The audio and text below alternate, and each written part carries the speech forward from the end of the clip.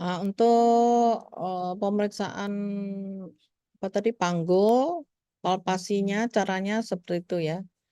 Dicari sias. Sias itu area yang spina iliaca anterior superior. Ya, ini dipegang kiri dan kanan.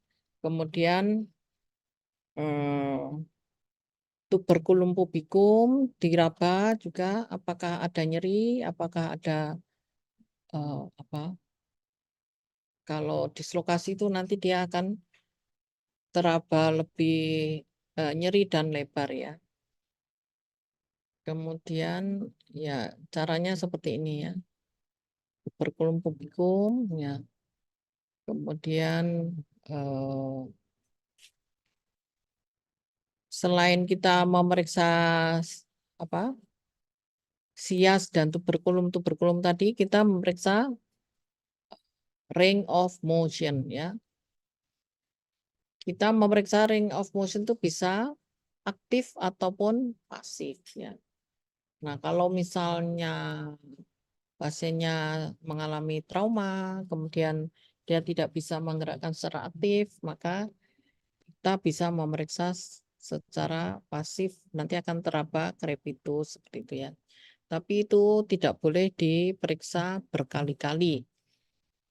Nah, itu sebaiknya yang memeriksa adalah seorang ahli, misalnya ortoped seperti itu ya. Kalau misalnya dokter umum, kita sebaiknya misalnya ada nyeri, terus dia tidak bisa menggerakkan, ya sudah kita tidak memeriksa crepitus ya. Kemudian apakah ada kontraktur ya. Ya. Kemudian movement disuruh melakukan fleksi, ekstensi, abduksi, aduksi ya, inflection maupun extension, flexion ya. Ya, ini cara meriksanya ya. Ring of motionnya ya. Nah, ini normalnya berapa itu ada di buku petunjuknya ya. Buku petunjuknya nanti dibaca. Nah, ini untuk extension ya. Nah, cara memeriksanya seperti ini. Kemudian di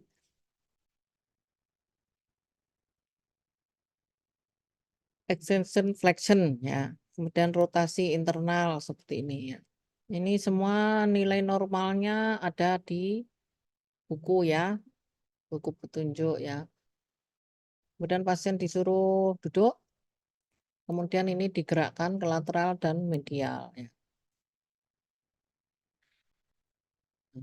Ini pasien tadi masih terlentang, bisa di hiperekstensi, ekstensi ke lateral, ekstensi ke medial ya. Ini ring of motion dari pangkul. Nah, ini tadi yang menggerakkan panggul tadi, muskulusnya ini aja, ini dipelajari teori ya. Kemudian inervasinya adalah dari untuk fleksi dari nervus femoralis ya, untuk ekstensi dari nervus gluteus inferior dan sebagainya. Nah, nanti untuk memeriksa panggul itu ada special test ya, itu yang disebut Trendelenburg test, Thomas test, Ober's test, dan Matrix test. Nah, ini kan untuk memeriksa yang kelainan ya, jadi ini bisa dilakukan, bisa tidak. Nah, ini untuk mengecek balance atau keseimbangan ya. Pasien disuruh berdiri tegak, kemudian mengangkat kaki sebelah, leg standing balance ya.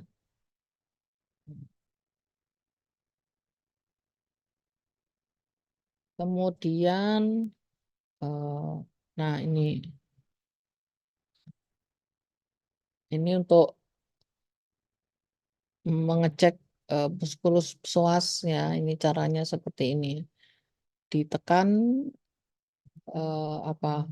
lututnya, kemudian diperiksa musculus psoasnya. Nah, itu tadi adalah untuk pemeriksaan panggul. Kemudian untuk lutut ya, tadi selain memeriksa cara berjalan, kemudian panjangnya leg length discrepancy, nah, kemudian deformitas. Deformitas itu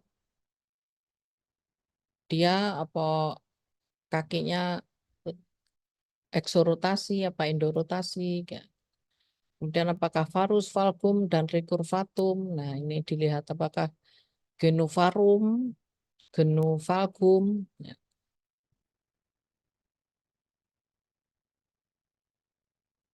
Genovarum itu apa?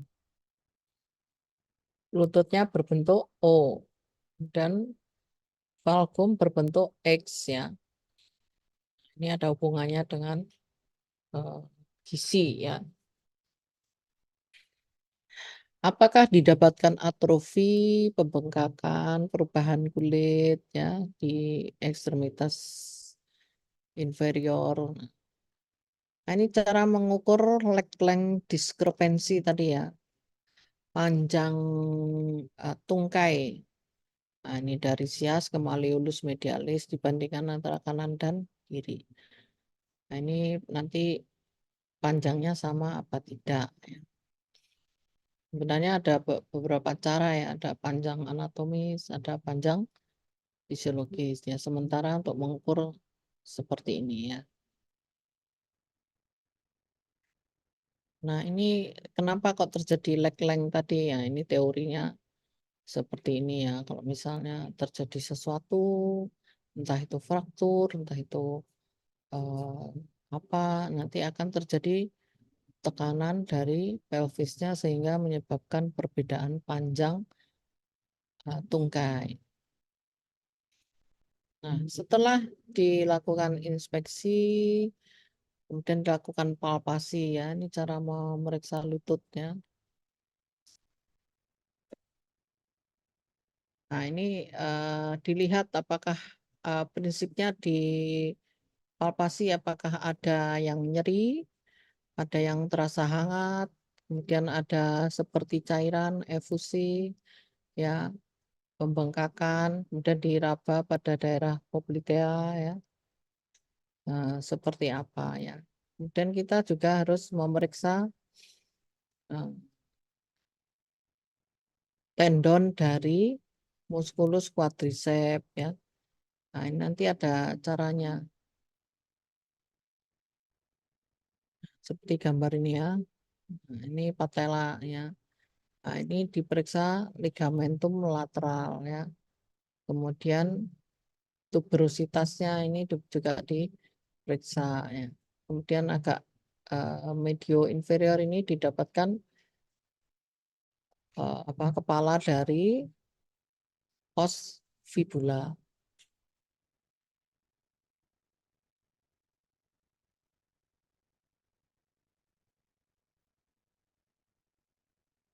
Kemudian setelah inspeksi palpasi kita bisa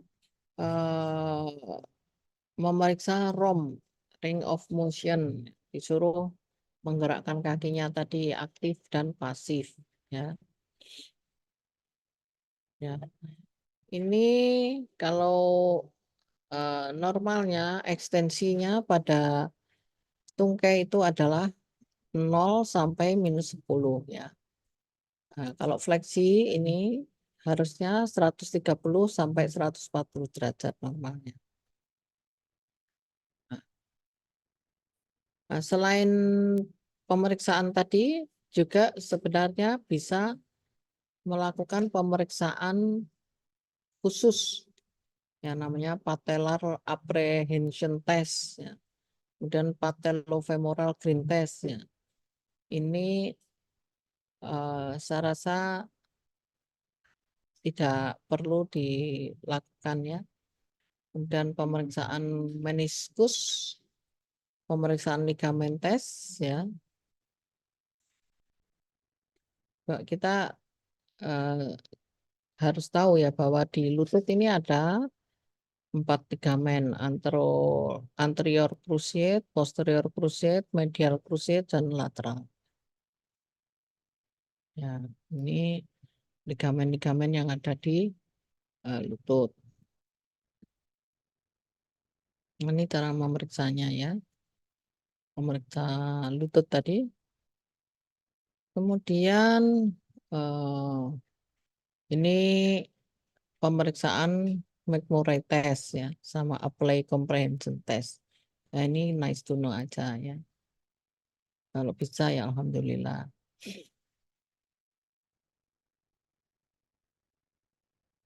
Ini tadi cara meriksa lutut ya.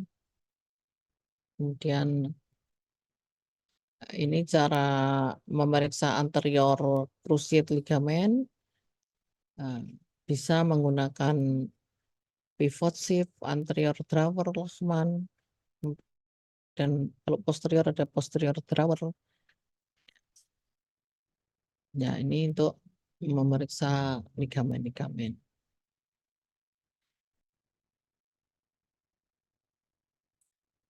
Nah, kemudian kita bisa melakukan varus stress test sama valgus stress test.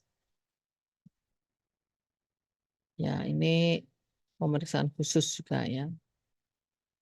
Kemudian untuk memeriksa kaki atau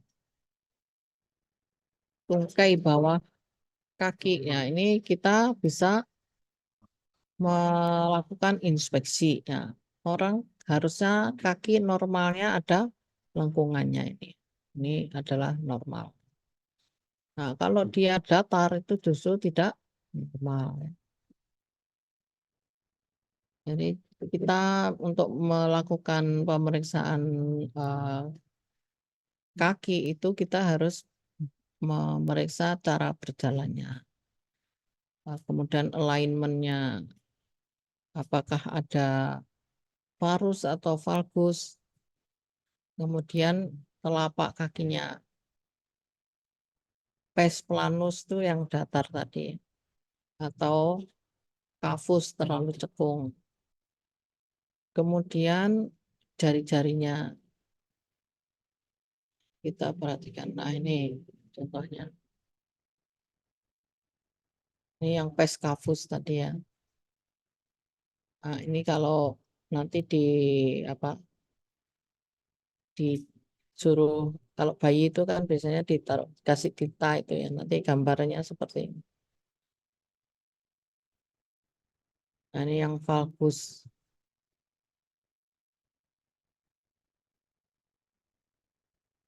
Kemudian deformitas dari ujung-ujung jari. Ya, harusnya kan tidak ada yang menumpuk seperti ini ya. Nah, ini juga deformitasnya. Ini apa? Jarinya mengalami apa? Claw. Claw itu seperti apa? Kuku apa? Ya, dia mengalami entah itu fraktur, entah itu kontraktur ya. Akhirnya akan mengalami bentuk seperti ini.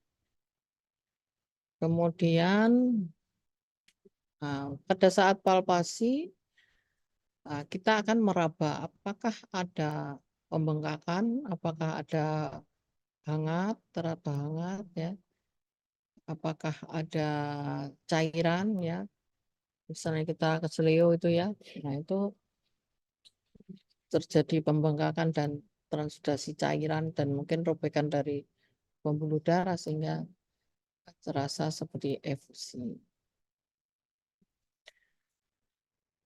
Kemudian selain inspeksi dan palpasi ya, kita akan melakukan pemeriksaan ring of motion. Ya, cara meriksanya adalah disuruh melakukan gerakan baik aktif maupun pasif ya. Dorsofleksi, plantar fleksi. Ya. inversi, eversi, abduksi, aduksi ya. Ini seperti ini. Ya. Dorsi, fleksi, plantar, fleksi, ya. Eversi, inversi. Ini nilai normalnya. Di buku ada. Jadi kalian nanti pada saat melakukan pemeriksaan fisik, ya meminta pasien untuk menggerakkan kakinya seperti itu. Ya, harusnya diukur dengan penggaris yang ada sudutnya ini. Kalau ortoped ya kayak kayak tukang ya, jadi kemana-mana bawa penggaris. Ya, kemudian ini untuk special test ini saya rasa boleh bisa, boleh enggak. Ada Mulder's Click, Thomson test untuk melihat apakah ada ruptur dari tendon Achilles.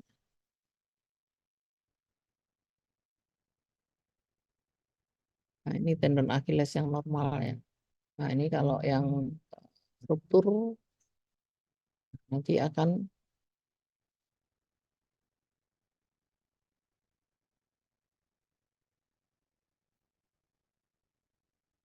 ya, ini kalau yang normal itu apabila kita raba ini akan apa? Plantar flexi of the ankle will occur if the Achilles tendon is. Nah, ini kalau intak ya, intak ini harusnya dia plantar flexi. Tapi karena dia ruptur, dia tidak bisa melakukan plantar flexi. Itu Thomson test. Ya. Kemudian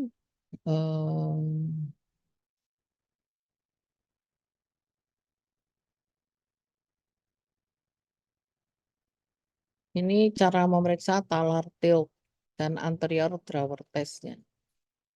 Ya, ini boleh bisa, boleh tidak ya.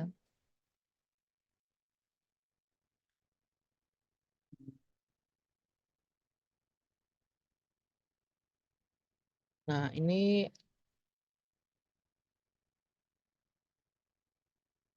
posisi dari malleolus normal ya. Kemudian tendon-tendonnya ini dia akan eh, eh, apa? Dia berjalan di sebelah posterior dari malleolus ya.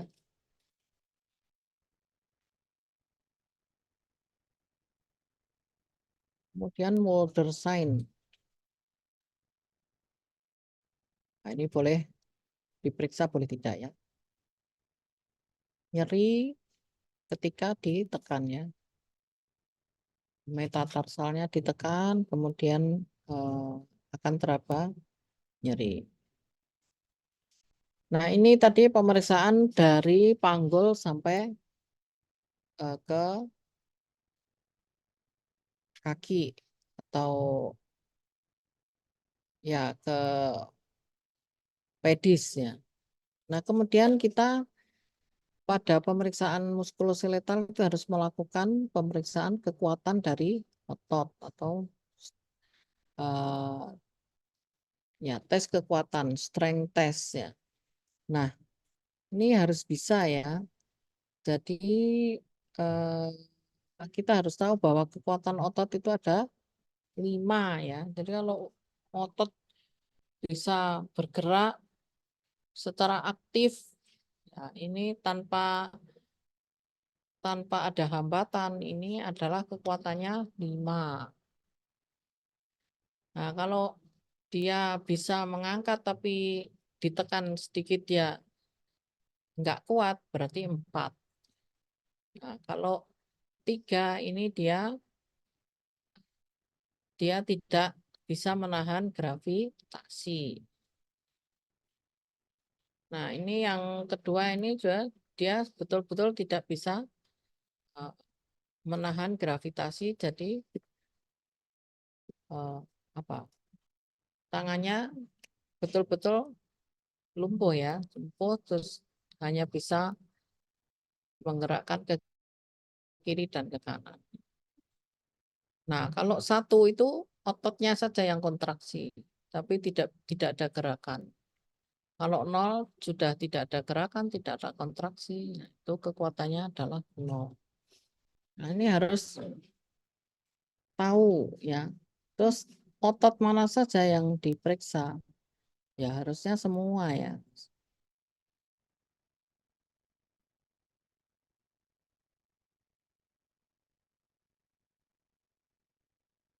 Nah, ini harusnya seluruh otot yang diperiksa. Jadi misalnya kita pengen memeriksa kekuatan otot tungkai, disuruh menggerakkan tungkainya. Kita pengen tahu kekuatan otot dari lengan, ya disuruh menggerakkan lengannya. Tuh. Kemudian kita memeriksa ekstremitas atas ya. Bagaimana cara meriksa bahu? Ya ini pasien disuruh melakukan abduksi dan eksternal rotasi. Caranya disuruh menggerakkan, mengangkat tangannya seperti itu, kemudian abduksi, ekstensi, dan internal rotasi. Disuruh menggerakkan ke tangannya ke bagian pinggang. Ya. Kemudian pasien disuruh melakukan eksternal rotasi, internal rotasi, fleksi, dan elevasi. Kalau dia bisa, berarti dia normal. Dan disuruh melakukan ekstensi, abduksi, dan aduksi. Nah, ini adalah nilai normalnya. Ya, saya rasa ini dihafal ya, terpaksa. Ya. Abduksi itu 150, fleksi 180.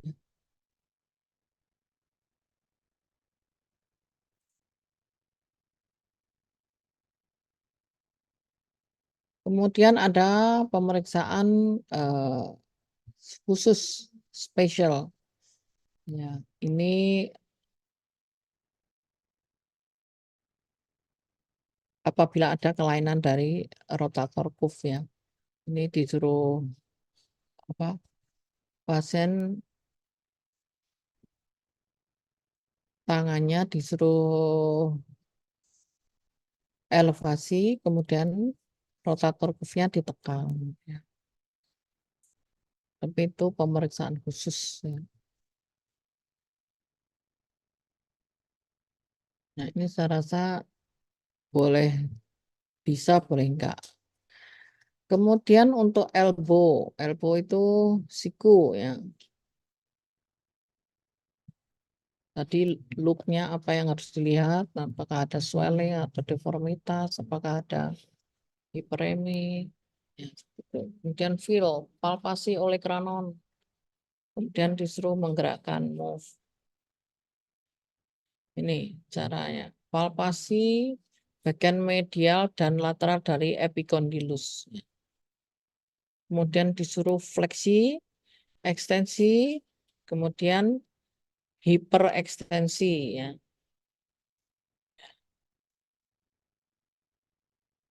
Nah, ini nilai normalnya ya. Nanti dihafalkan. Kemudian selanjutnya kita akan memeriksa ekstremitas atas bagian tangan atau hand. Nah, ini anatominya nanti dibaca lagi.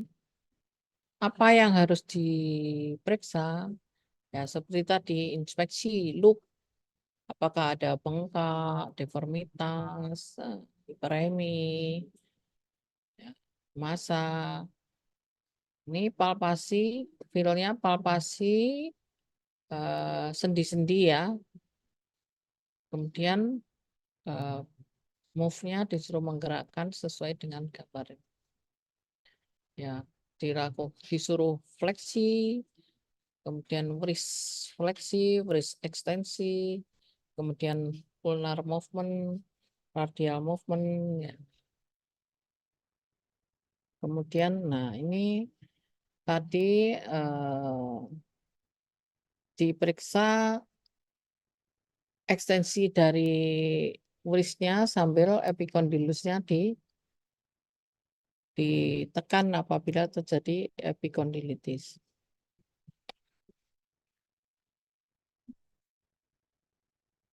Kemudian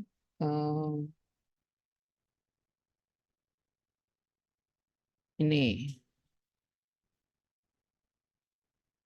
pada tangan itu seharusnya tidak ada deformitas ya, seperti ini. Ini yang disebut mallet finger ya.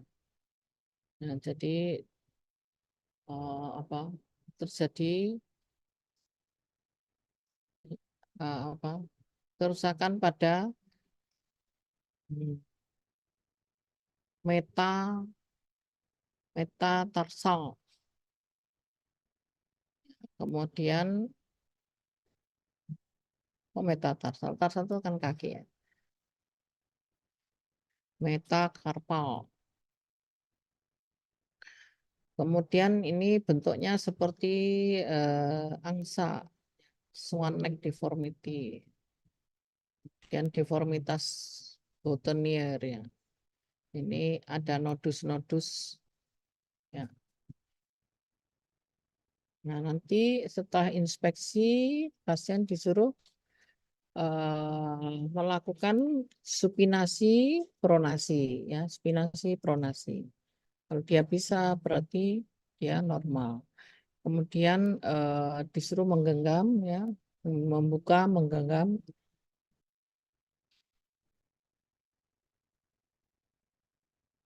Nah, kemudian palpasi pada metacarpophalangeal joint karpal. Ya, metakarpal ini eh, dipalpasi. Kemudian ini interpalang jointnya juga dilakukan eh, palpasi.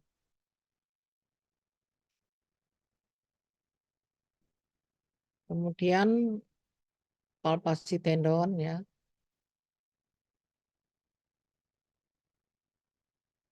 Kemudian apakah dia pasien bisa menggenggam tangan kita dengan kuat? Nah, ini juga salah satu pemeriksaan dari tangan ya. Ya, disuruh menggerakkan seperti ya kita kalau lagi selfie itu ya, bench grip. Kemudian jempol, hipermobilitas dari jempol dan apa ya, jari kelima atau jentik ya. Nah, ini nilai normalnya. Silakan dihafal. Metakarpophalangeal tadi harusnya 30 derajat.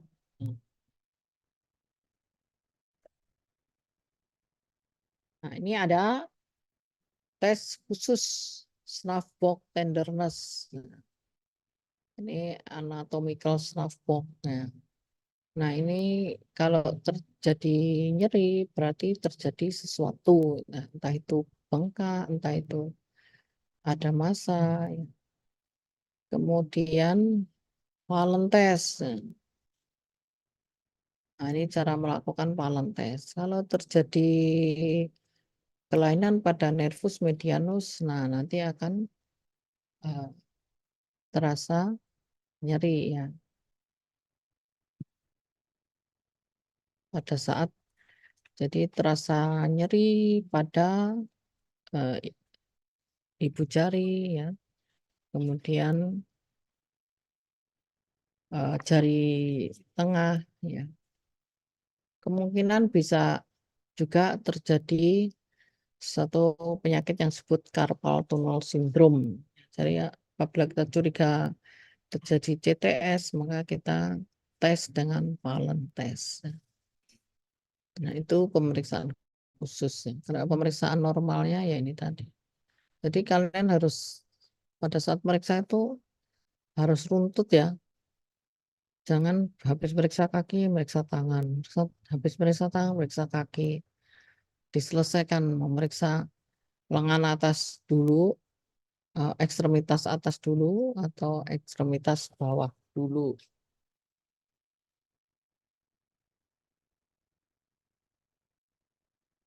Jadi